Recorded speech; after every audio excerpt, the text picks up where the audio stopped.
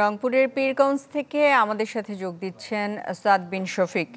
সাদ, সেখানে তো নিশ্চয়ই একটা নিরাপত্তা ব্যবস্থা আছে, এছাড়া আর কারা এসেছে সেখানে, আমাদেরকে পরিস্থিতি জানাবেন।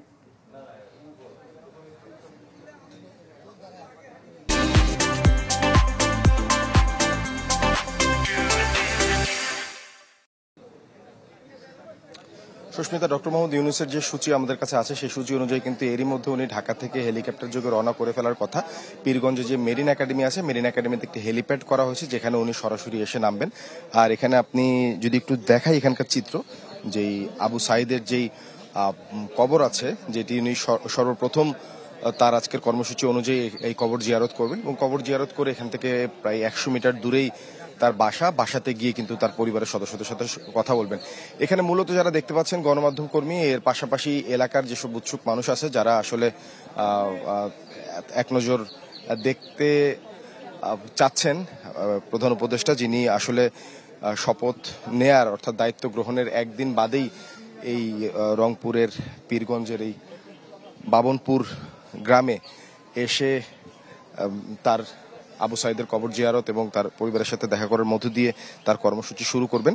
আপনি জানেন আসলে মূলত যেই ছাত্র জনতার বিক্ষোভ চলছিল কোটা সংস্কার আন্দোলনকে কেন্দ্র করে, সেই বিক্ষোভের মুখে যখন দেশব্যাপী আন্দোলন তুঙ্গে, সেই মুহূর্তে 16 তারিখ, গত মাসের 16 তারিখ কিন্তু পুলিশের গুলিতে নিহত হন এই আবু সাইদ, রংপুর বেগম রোকেয়া বিশ্ববিদ্যালয়ের শিক্ষার্থী। এরপরই কিন্তু দেশব্যাপী আন্দোলন ছড়িয়ে পড়ে এবং আন্দোলনের তীব্রতাটা বেড়ে যায়, কারণ দেশ বিদেশের বিভিন্ন গণমাধ্যমে ব্যাপক সমালোচিত হয় সেই ঘটনা।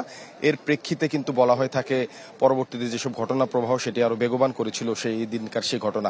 আর আজকের কর্মসূচি অনুযায়ী এখান থেকে বেগম রোকেয়া বিশ্ববিদ্যালয়ে যাবেন, তার আগে মেডিকেলে যারা অসুস্থ আছেন তাদেরকে দেখতে যাবেন এবং বেগম রোকেয়া বিশ্ববিদ্যালয়ে গিয়ে উনি বক্তব্য রাখবেন প্রধান উপদেষ্টা সবার উদ্দেশ্যে। সব মিলিয়ে 10টা 40 নাগাদ উনি এই বাবনপুর গ্রামে এসে পৌঁছানোর কথা রয়েছে। সাদ, আপনাকে ধন্যবাদ।